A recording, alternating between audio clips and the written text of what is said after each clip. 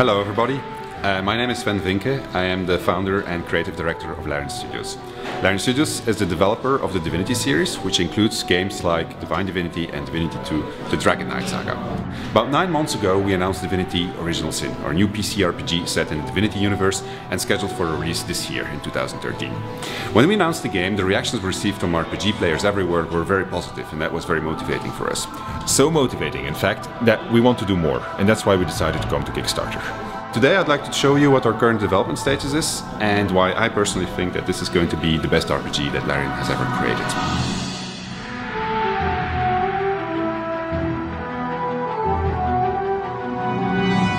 Divinity Original Sin is an isometric RPG that you can play in single player, but it also features drop-in, drop-out multiplayer.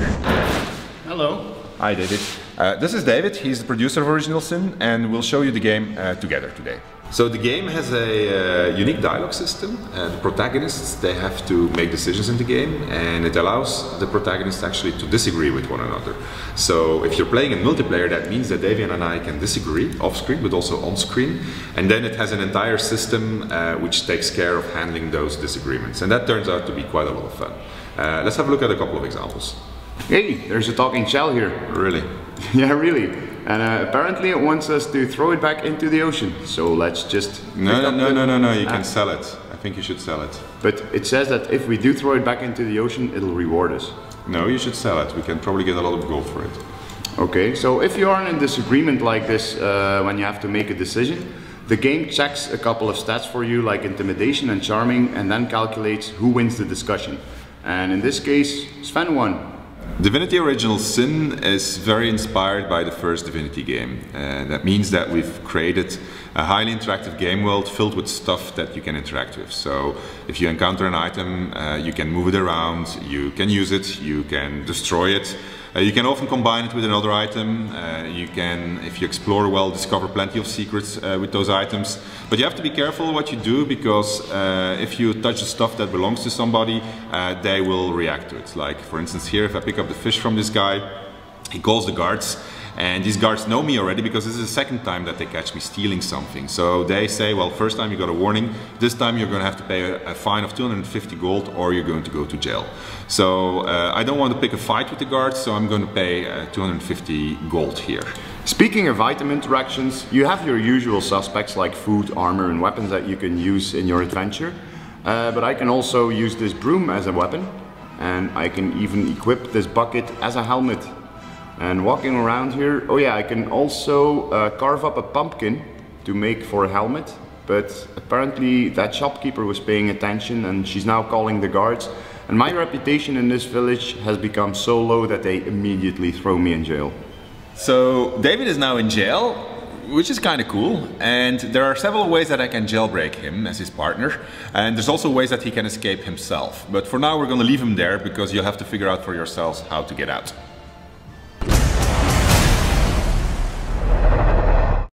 Divinity Original Sin is a party-based RPG, but that doesn't mean that your party always has to stick together. So you can walk around freely without the other guy always following you around. And here I'm having some fun with throwing barrels at a troll just to annoy him. He doesn't really mind. I can even shoot a barrel from a distance. And apparently there's some water inside the barrel, so that creates a water surface. And these surfaces, we've got a couple of different ones. You can use them to your advantage in combat. So for instance, a water surface, I can turn it into an ice surface, but I also caught the troll in it and he now started combat.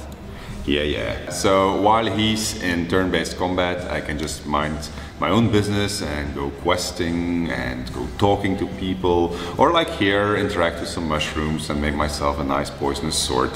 But if I want, I can join him in his particular combat situation or engage in my own combat situation. So let's go and help him. Right, I'll throw a fireball at the ice.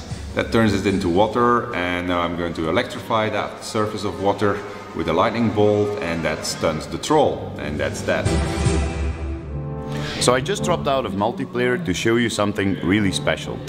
We are going to ship the editor along with the game so that you can make your own single-player and multiplayer RPG adventures. This is actually the toolset that we are using ourselves to create this game. And it's a very powerful toolset because it's based on the technology that we've been using for the last 10-15 years to create all our RPGs. This is Axel, one of our designers. He's going to show you how we use the toolset.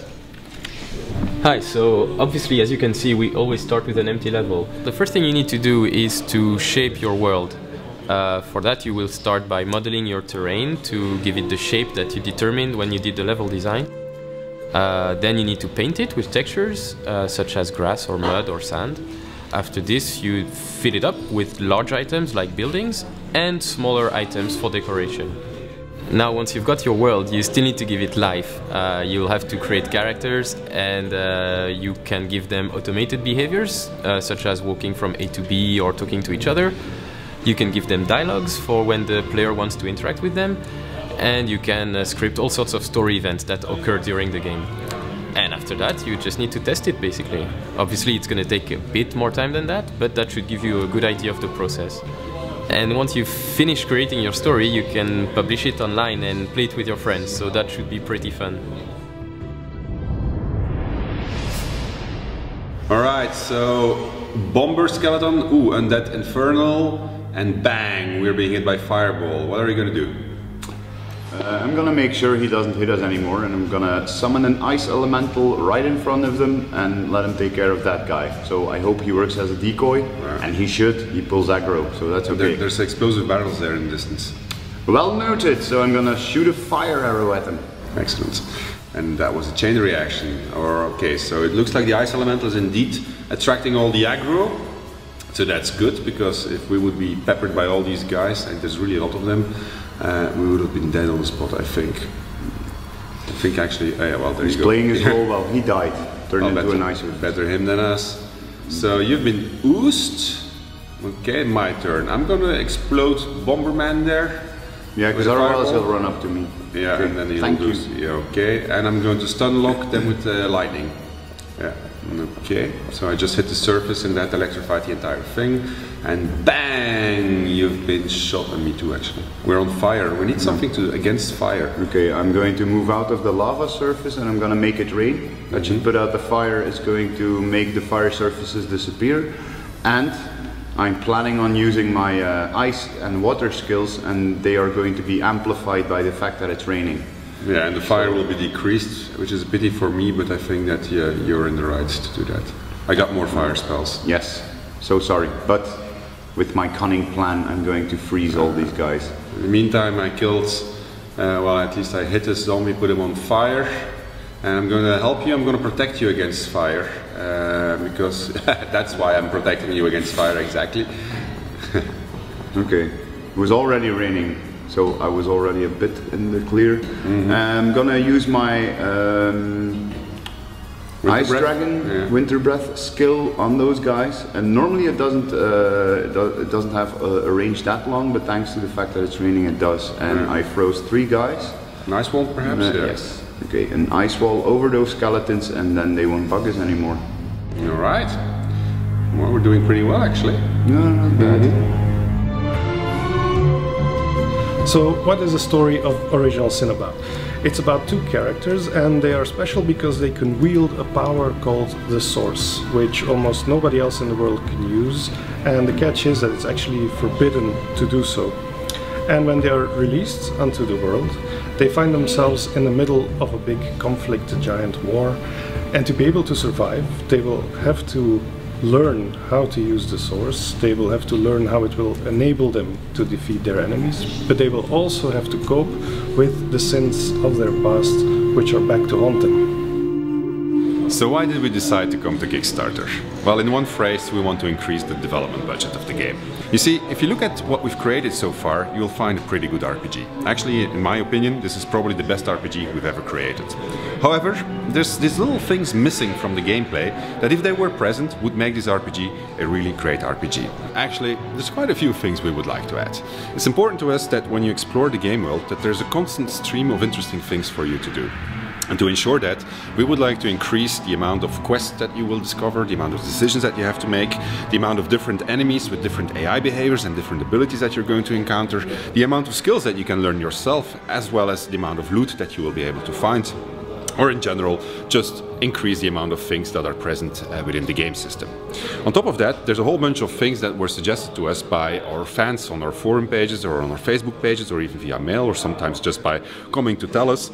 And among those things, there's quite a lot of interesting ideas. So if we get a chance of implementing those, we'd be very happy to do so. And there's actually even more on our list. Now, our idea is not to delay the release of the game, but to increase our current development capacity and add on top of what we're making already. And if ever there were a Larian RPG that deserved a budget increase, this is the one.